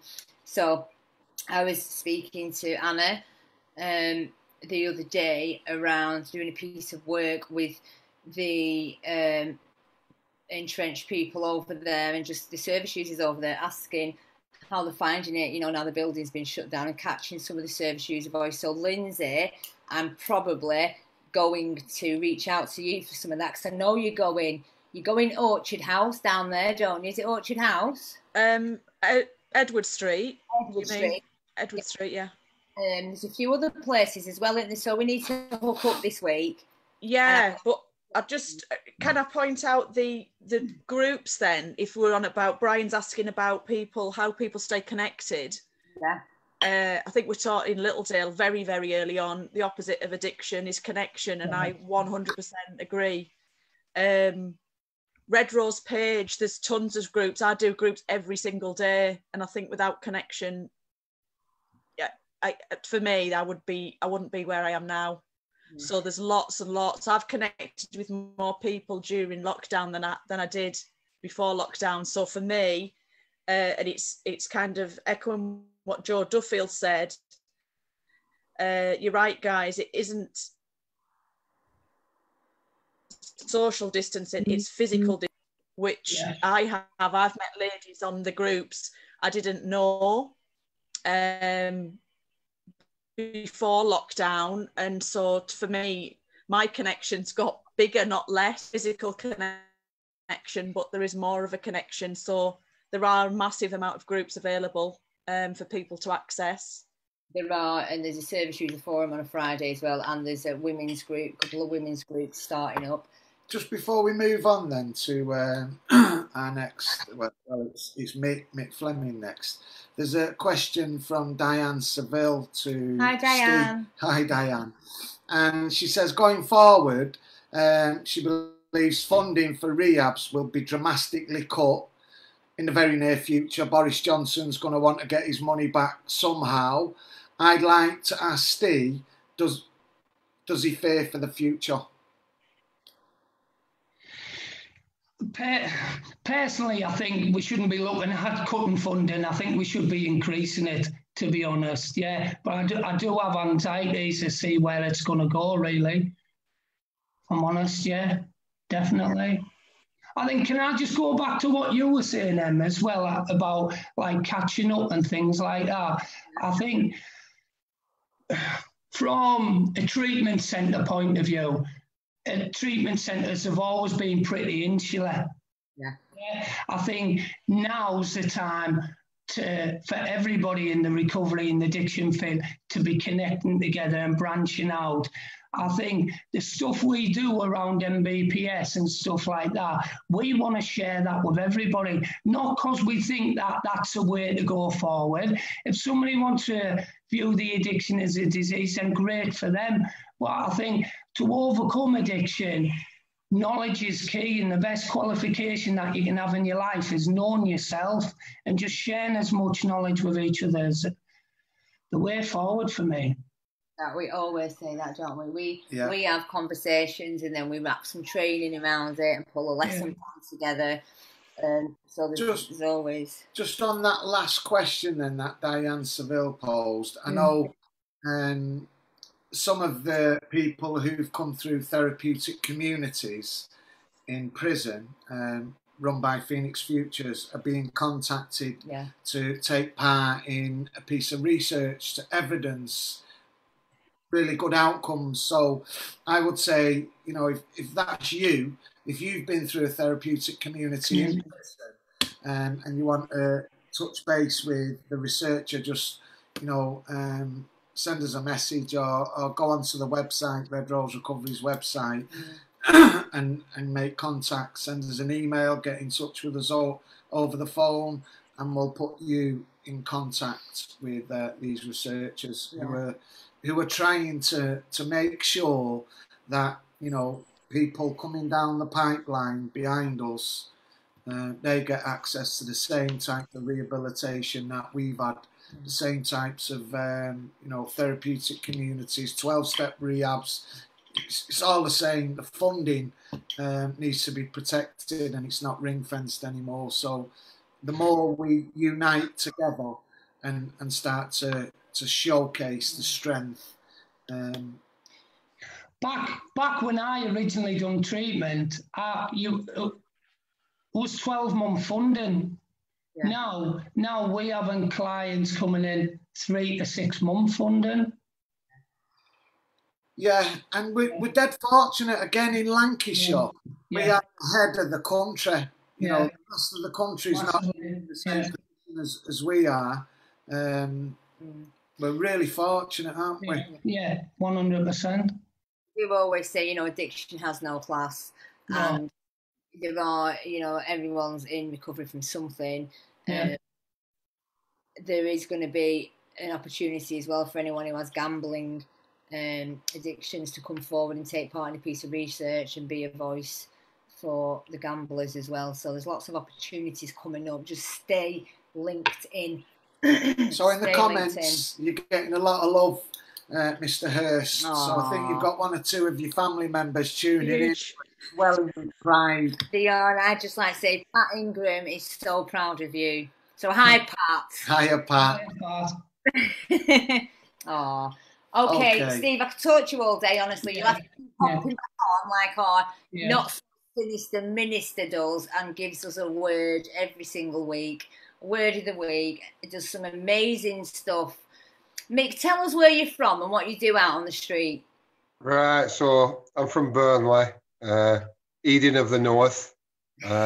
So I've moved back just over a year ago from around Manchester and all that kind of thing. So I love Burnley. And out on the streets, basically, we feed people, we clothe people, we help people into recovery. We're trying to set night shelters up. We kind of make a real nuisance of ourselves with the authorities, a massive nuisance. So we're not very popular. We're a lot of like mainstream politicians and things like that. I think some of the undertakers this week have got a hit out on me because we're trying to work getting cheaper funerals. So that's the kind of stuff. I'm in recovery, and I'm an ordained minister, so I'm a Christian minister. So I take that love out onto the streets. That's the idea, and I want to see change, and I do see change. So that's who I am. So I think kind of what I want to say, listening to the guys, it's great. But I'll tell you what I'm seeing over the last 3 months, out on the streets and everything else, is I'm seeing two things around addiction. I'm seeing more people die of suicide. It's colossal. I know, because I go to see these families and other people personally. I do the funerals and things like that, and it's more than I've seen before. I'm talking people around addiction as well, but also on the other hand, I'm seeing people, the kind of people that I wouldn't have thought would welcome and embrace recovery, massively welcoming it and embracing it. And I'm seeing, I'd almost call it miracles. And I'm seeing it every day. So what's happening is they're coming into recovery, kind of the very beginning. So when we're out on the street and we're doing work, or anybody's doing work around anything to do with addiction, it's not just what you do, it's how you do it. It's how you talk to people. It's how you care for them. Because I'll tell you what, they know if you're blagging it. And if you're blagging it, just don't bother. Stay at home and have a cup of tea at home on your own. Go out and do it like that. So I was on the street. So this is what I'm going to talk about today. So I was on the street on Friday. And I saw a guy I haven't seen him for many, many years. And the reason I haven't seen him for many, many years is because he went to prison and he's just come out from a long sentence. And he saw me with the dog collar on. And he nearly collapsed. He nearly fell off voice. He said, "What on earth?" So I'm in conversation with him, and he said, "Is it real? Is it?" And I said, "Yeah, it's real." And he said, "What's happened?" So I told him a little tiny bit about what had happened. And he said, "But you were mental." And I said, "Yeah, I know." He said, "But you were the angriest person I've ever met." I said, "Yeah, I probably was." He said, "You jumped through a pub window to drag somebody out to beat them up. You know, it can't be real." I said, yeah, it's real." So he started to make me think. So I was a very angry person.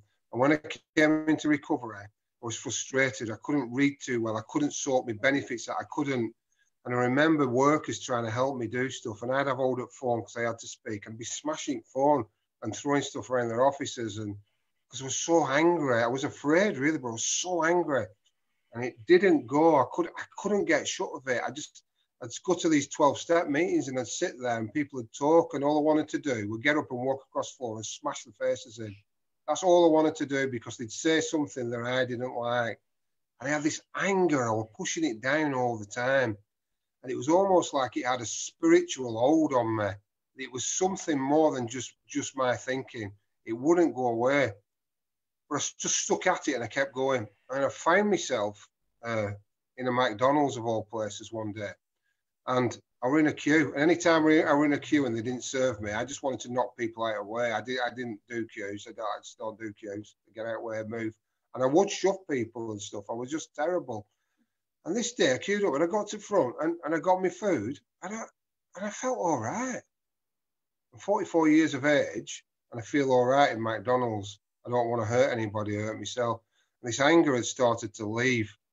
So it held me back and it blinded me from kind of like a truth, almost a spiritual truth. So there's a little bit of scripture and it comes from the book of James in the Bible.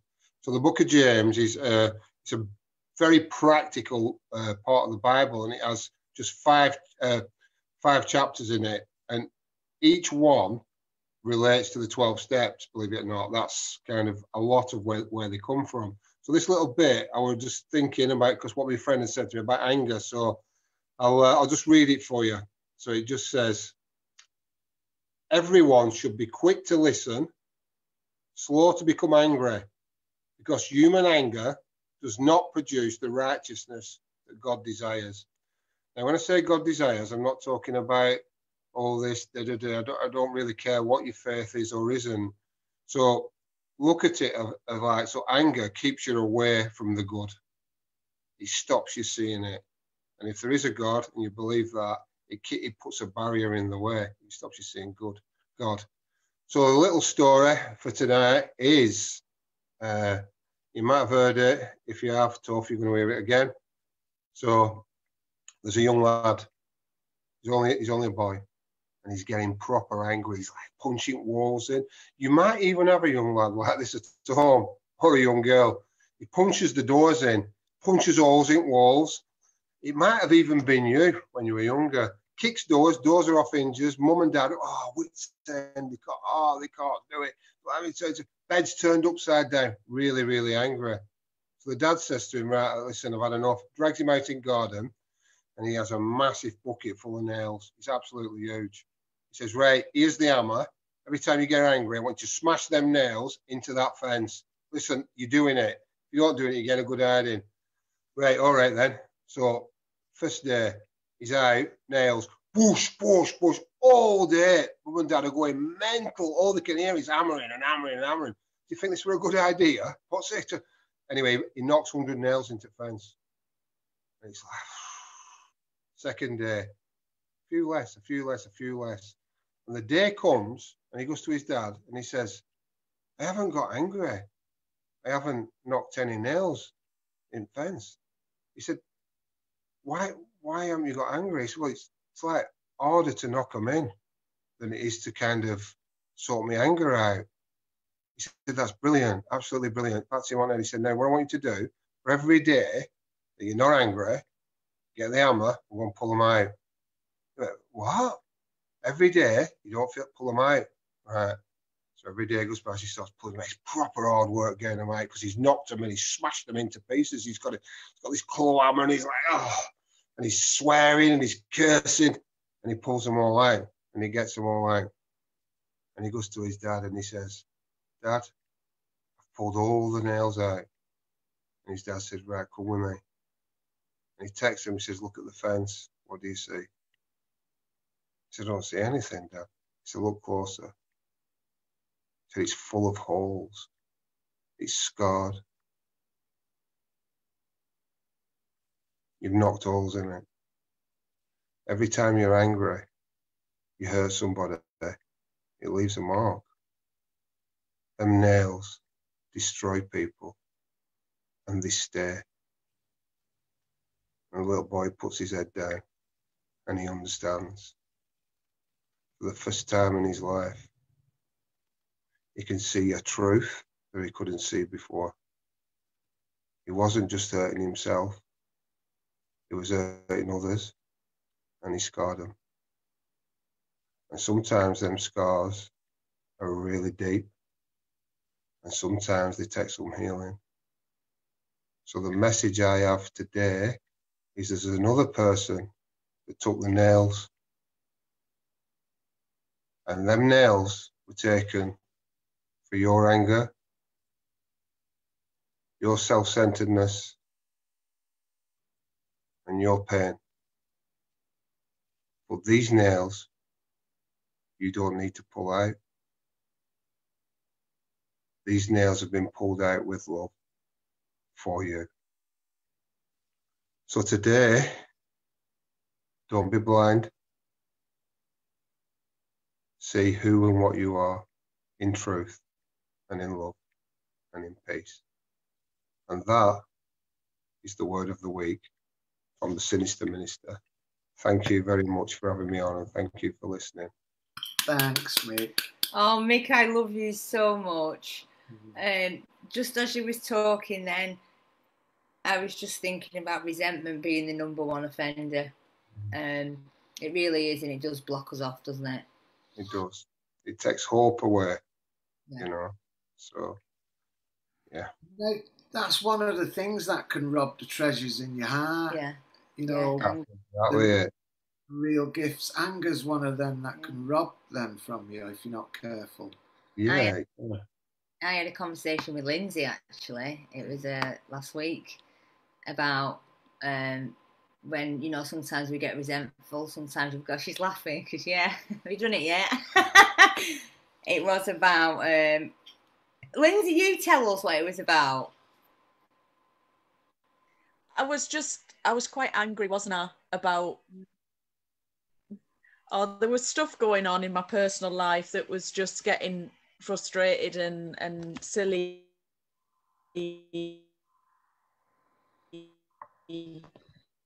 things and rumours being said, and I knew it wasn't true, but Emma said, just bless them because it's their poison, isn't it? It's not. And I did. It took me a few days, but yeah, you're just hanging on to it, aren't you? And it wasn't true, but I was in a low place to start with. But I did take your advice, Emma. So thank you. I don't think. Can I just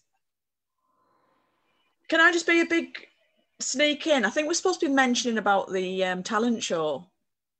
Yes, we are coming on to that. Can I just, Mick, I'll just stay on theme for 1 minute. Thank you, Mick. So you've got a lot of love out there. There's a lot of people coming in saying, thank you, Mick Fleming off John Roberts, respect Mick off Joe. I know there's a lot of people watching and who love your word of the week. So thanks for blessing us every week, Mick. You're a diamond, honestly. One of God's. Thanks for having me. And I'll see you later. See you later, dude. See you later, mate. Bye, mate. God bless. Okay, let's just bring in. Oh, I think Johnny. Did you want to come in, love? Oh no, he was saying goodbye. He's waving. Okay. I was waving goodbye, Mick. Ah. Okay, Glenn and Lindsay, do you want to come in with questions from our community? Go on. Have you got a ton? I've got a ton of. I can't keep pace. You do the it's weird on this end. You do the questions. I'll do the competition, and the Red Roses Got Talent. I've got Chris Sowerby. A massive respect from Chris Sowerby to Stephen Hurst. Take a bow. Massive respect to LHTC and their staff team. You've changed my life, and I'll be forever grateful. Same from Dawn Coates. Thank you for Brian Porter again. Pat Ingram, a registered nurse, and Stephen and Claire have taught me so much about addictions. Even watching all the speakers is inspiring me to learn more. Well done to everyone. Shout out for Howard Gore again, Joe Duffield again, Alex Campbell. I've got quite a long question, but I'm not sure if it's aimed at from Leanne Moore. Question: how do parents with children get the help they need without having their children removed? Really let their feelings and problems out and start to deal with their own problems, drink and drugs. A parent, we should not be judged and our parenting skills because we have issues that still need to. So I think it's basically how she's got children, and I think the fear of if she's got a problem is, you know, them social services kind of intersecting, but I'm not sure if who that's aimed at. And sometimes I think Leanne's linked in with Lynn, so I think Leanne's linked in anyway. She is, yeah, with Lynn Sutter, yeah. So I think as well, sometimes, you know, if we stood on honesty, we'll never go wrong. So sometimes it's about trusting to be vulnerable and be honest with social services. They're not out to get us, you know, they're out to help and support. They're a big resource, and I think maybe past experiences block us off from that. But if we're working alongside Lynn and Red Rose, we can advocate as well with social services. That's not a problem, Leanne. Yeah, I did that from my own experience. There was social services involved at a stage of my addiction, and I think, like you say, I think honesty is the best thing. It's when you try and hide it, I think, is the problem. Yeah. Thanks, Lindsay. Is there any more Linz? I think Mo's got a question. Oh, sorry, go on. No, carry on. I've just got an absolute mountain of love and respect from the ex-residents of Littledale Hall. I'll be here all night reading them all out. But yeah, huge respect to Mr. Stephen Hurst. Big up Littledale. Mo, did you want to come in there, love? Yeah, it was just in response to that last question, and it's just to say that, you know, it's not probably the first time that question's been asked. There's a lot of service users out there that might have that concern. How can we get in touch with drug and alcohol services with the concerns that we've got? Will they speak to social services? Will our children be taken away from us? Nina's working with our service leaders on how we can approach the topic of safeguarding children or safeguarding the house or safeguarding the people without people fearing the input of social services and what have you. So what I'd say is, if you've got concerns like that, from a service point of view, we're there to make sure that you're okay and the people that you're living with are okay. So we will work with you to make sure that you're safe and your household is safe. And it's not about getting social services or the authorities involved to take children away. No, absolutely not. It's about seeking the support that's out there to make sure families do stay together. So if you do have any concerns like that, come and speak to your mentors at your local services. Come and speak to your service user reps at your local services and find out what experiences they've had and what kind of projects they're working on. And you know what, have that honest conversation with, if not your key worker, but somebody from the service, and they will be able to inform you that they're there to support you and support your family to stay together and get you the support that you want and need at that time. Thanks, Mo. I hope that's all right for you there, Leanne, and your local service is over in Central. Glenn, did you want to come in and do the name generator? Yeah. Before I do the last week's draw, I want to share a picture from David McLaughlin to show that the viewers that he did get his vouchers and stuff. So a big shout out to David Brown. He was the last week's winner, but we've not managed to be able to touch base with him. So if he is watching, sorry, my phone just cut it off. If he is watching, then to give us a shout, because he's got a £20 voucher that's we're waiting to post to him. So further afield, I will share this photo. So give us 2 secs while I do this, guys. This is not last week's winner, the Saturday before. Ah, wicked. Can everyone see that? Yeah. Yeah. So that's David McLaughlin. I don't know if you can see, but he's got a £20 voucher at the back from We Are With You, donated by Claire Fawcett, formerly known as Young at Action. And he's got £20 voucher from ourselves, and he's got a sweet box. Oh, beautiful. Nice one, David. You look amazing, darling. So to enter that prize giveaway, you have to like and share. So you've got up until next week, till next Saturday, to like and share the video, and you can enter it every single week. So I'll just put it out there. Like and share, else you won't be in it. You've got to be in it to win it. Yeah.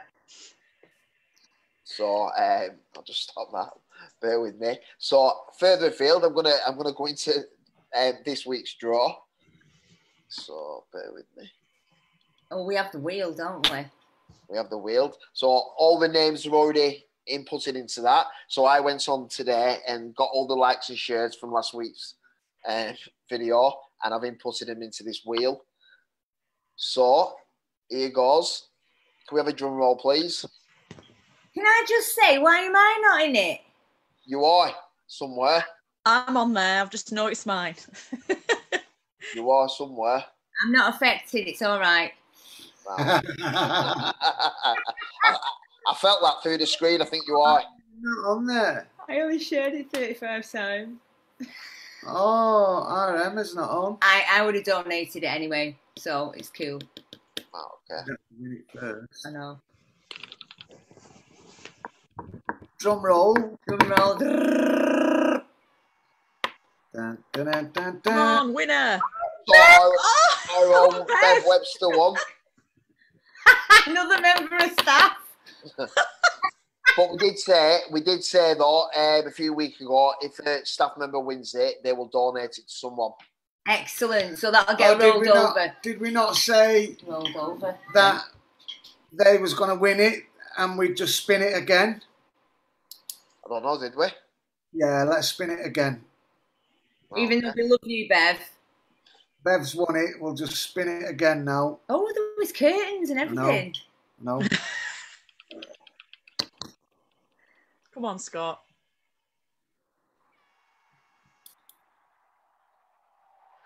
Sophie Smith.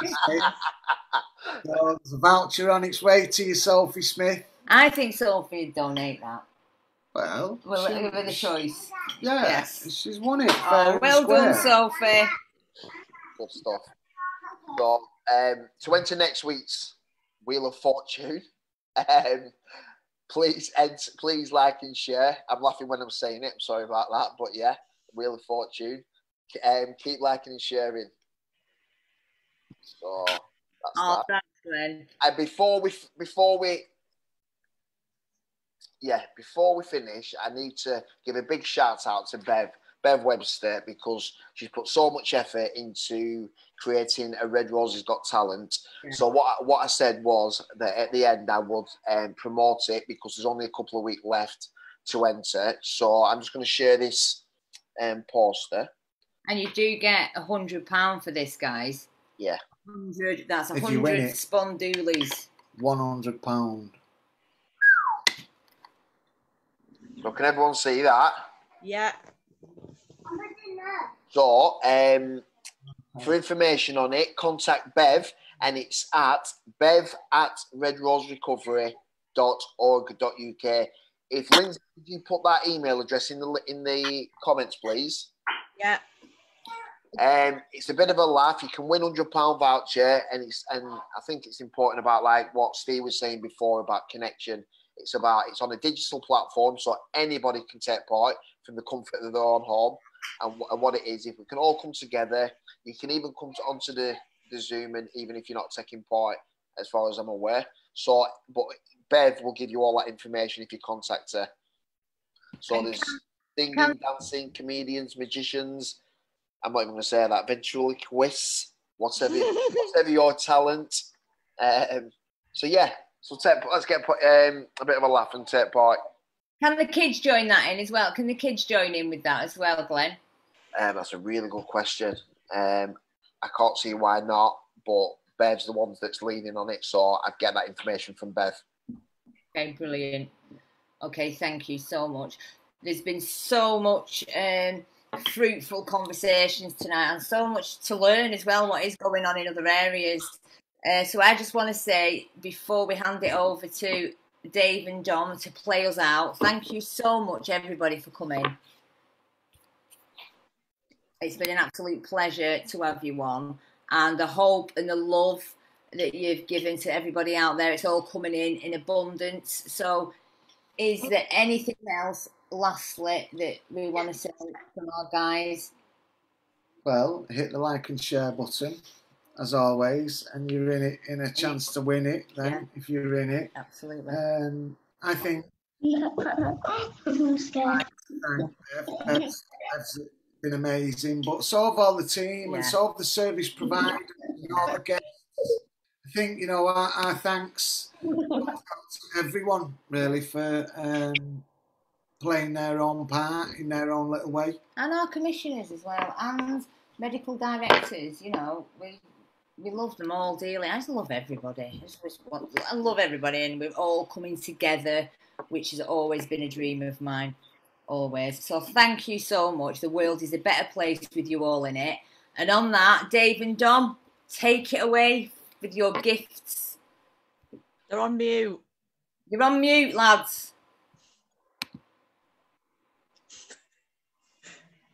That nearly never worked. Did you have a nice curry? Oh, yeah. Go please. Lampasanda. Yeah. Listen, thanks for everyone's input and everyone's share, and whatever way you do your recovery, if it works for you, keep doing it. You hear me? Whatever works for you, keep doing it. Yeah. But there's one thing, regardless of whatever path you choose, there's one thing that will strip us, will kill us off internally, and that's feeling sorry for ourselves. That's called self-pity. Has anyone ever had any problem with self-pity? Oh, I have as well. And I love that saying, poor me, poor me, poor me another. You with me? So if you start getting into that. Now, this song that we're going to leave you out on is called The Pessimist. So hopefully, some of you will ID with some of it, because it just shows you how we can literally self-pity becomes contagious, and before you know it, you know, nothing's good enough. You know, so if you catch yourself feeling sorry for yourself, just look over your shoulder and look back to the day that you asked for help. And if you can judge your life how it is now to that day you asked for help, you can't help but feel good about yourself. You can't help but you can't help but feel grateful. So this is called A Pessimist. I hope you like. I'm sure some of you will agree and you'll identify.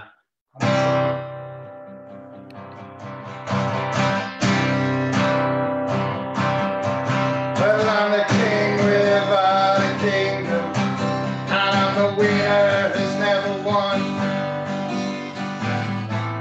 And I'm the one who's left behind when everyone has gone. I am the song that's never sung, and I'm the book that's never read. No one will remember me when I'm dead. What will I do?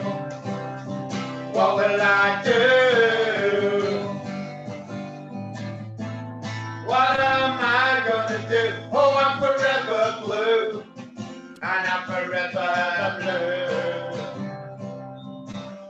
I'm the bird that cannot fly, imagine that. And I'm the cat with just one lie.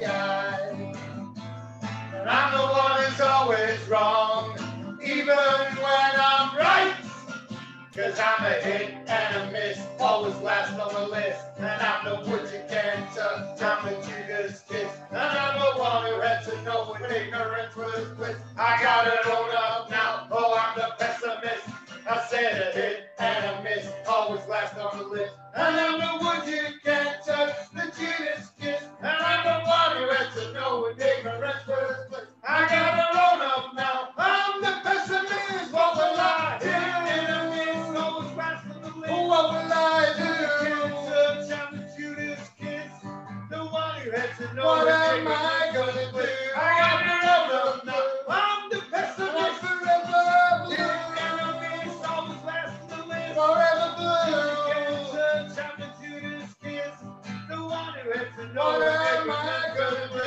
I got to know now. I'm the pessimist.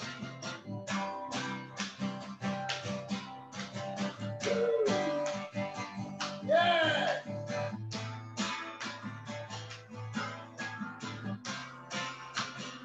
And I'm forever blue. Enemies always last in the list. Forever blue. Can't touch, I'm the Judas kiss.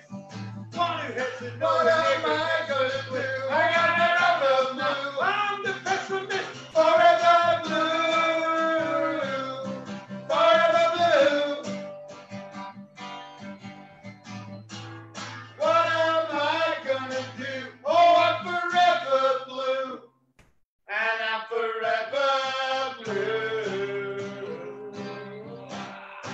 Yeah, thank you guys. Thanks for having us. Keep keeping on. You know it works.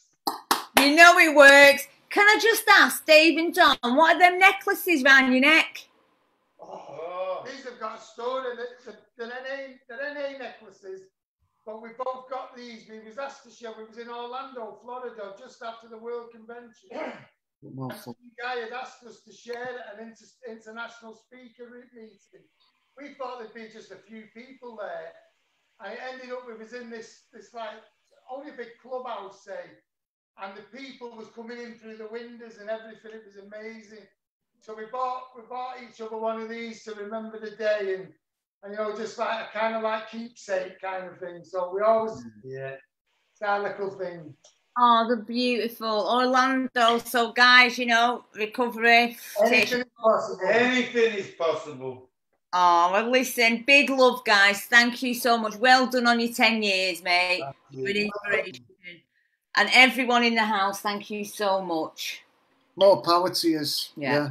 Yeah. I was just thinking, as we was looking at our agenda, we have a I don't know if you can see that, but there's a picture there, and it's a little ray of sunshine, and I just think each one of you guys tonight has blessed someone out there with your own little ray of sunshine. Yeah. Planting seeds. Yes, man. You know, and I just think hope dealers. Hope dealers giving the hope shot. That's the one. Yes, man. Right, okay, my darlings. I love you. We love you, and we'll see you next week. Peace out, everyone. Bye. Bye.